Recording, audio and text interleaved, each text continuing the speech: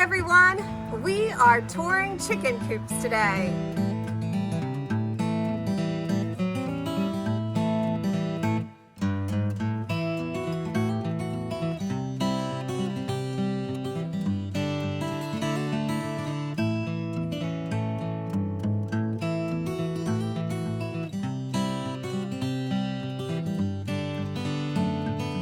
Welcome to Rebuild and Revive. A big thank you to our sponsor, Insomnia Mom, a local marketplace in Indianapolis for women to outsource their overwhelm. With 60 companies, Insomnia Mom can help with what keeps you up at night.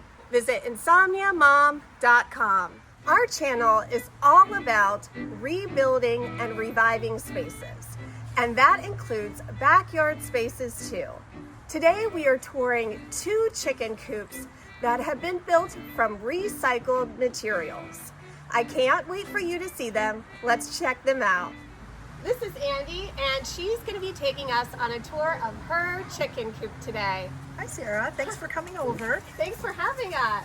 So I built this coop during COVID when I was bored at home during quarantine using recycled materials from a renovation project next door, and I also took down a 6-foot privacy fence in my backyard and used fewer pickets.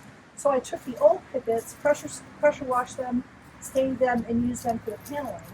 And then the roofing material was left over from next door. And then when I built the run just last fall, I ordered some more roofing material from a local supply store. Wow. So you built this using wood from your fence? Yes, for the paneling. So it's got 2x4 supports, which you can see inside. All of the wall and some of the plywood came from the fence and from leftover construction projects. So I didn't have to spend very much money except on hardware and a few other things. The foundational 4x8 piece. Also, this is a portable coop, and the run is also portable. So you can actually pick them up and put them on the back of a truck.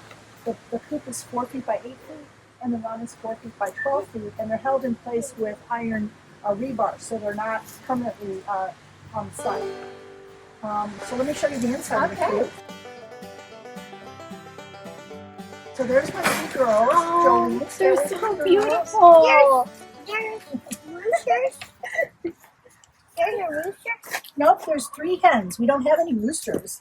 And so this is the coop. This is my 3rd coop. I built 2 of them. I bought the first one at a local store, and I decided the first 2 coops were too small and too hard to clean. So this one I designed so I could keep all my supplies inside.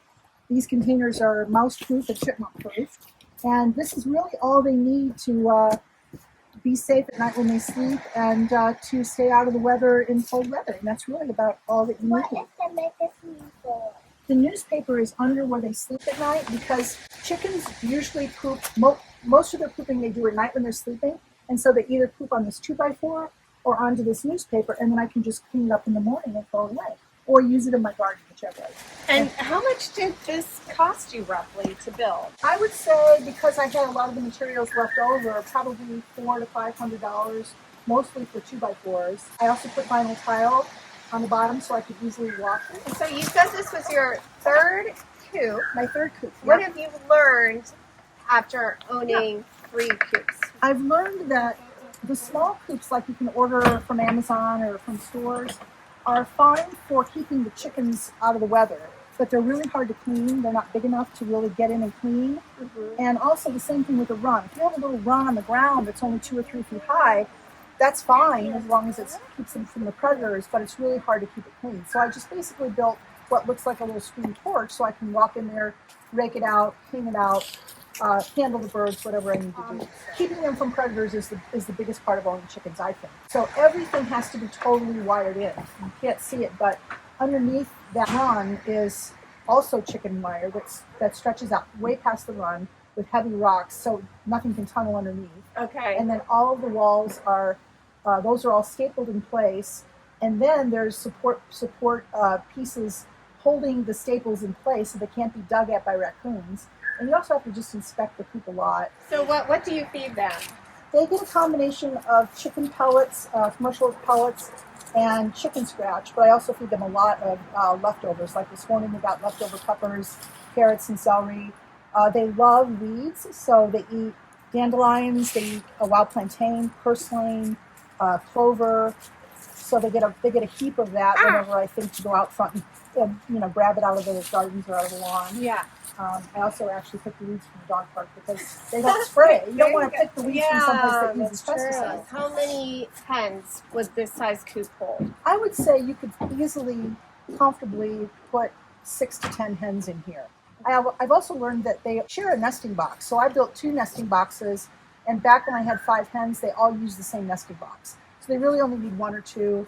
I don't know what the minimum would be, but I feel like I like to give them extra space. So I also have this part of the yard fenced in. So like after you guys leave today, I'll open that door and they'll have the run of the side yard. The problem is they'll eat everything. Don't like euonymus, but they like everything else. They'll eat hostas, they'll eat grass, weeds, everything else, any kind of plant you put in there. So, And it looks like you still have some really cool hens. I do, yeah. There are 3 different breeds. The big white one is called a light Brahma. She's very sweet. Apricot color one is called a buff Orpington. They're a real common breed. Brownish one with the big feathered feet is called a golden Favreau. And they're well known for laying eggs in cold weather when other hens aren't laying. Oh. So what is this box for? That's a dust bath. So it's a combination of sand and diatomaceous earth, which keeps the bugs off them. Chickens like to roll in dirt and dust to keep their feathers free. Right. You have to have a rooster to have fertilized eggs. So all hens lay eggs, whether or not there's a rooster around. But the eggs are only fertile. They only have a chick if there's a rooster. So when you have backyard hens like this and no rooster, you never get chicks. You only get eggs. Right. And you said if you order or if you buy them from Tractor Supply, you don't know the sex of the Right, not just chickens. Tractor Supply, but most of the places that sell them just in those big bins, they're not sexed.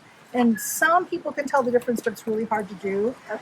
I think you hold them under light or something. For the most part, if you buy, let's say, a dozen baby chicks from Tractor Supply, you're going to get half roosters, which is a problem if you live in town because you're not allowed to have roosters. So, Right. So don't be and surprised if you have some roosters in your in the hen house, yeah. for dinner. Do you have any other tips for someone who's thinking about getting chickens? Well, I think the most important thing is that you would never want to have chickens because you think you're going to get cheap eggs. Right. Because the cost that goes into the food and the building it are just, it's the most expensive egg you'll ever eat. So you wouldn't do it for economy, but I like to have them because I like the cycle of feeding them my leftovers, having their eggs, using their waste. I think it's just a really cool cycle. I even grind up their own eggshells and give them back to them as a source of calcium. So I just like that, being the sort of circular food, Yeah. Thanks so much, Andy, You're for welcome. sharing your chicken with us and sharing your hen house and how you built it. That's really impressive. It's a Thank you. It was beautiful fun. hen house. Thank you. Thanks so much for watching Rebuild and Revive, and we'll see you next time.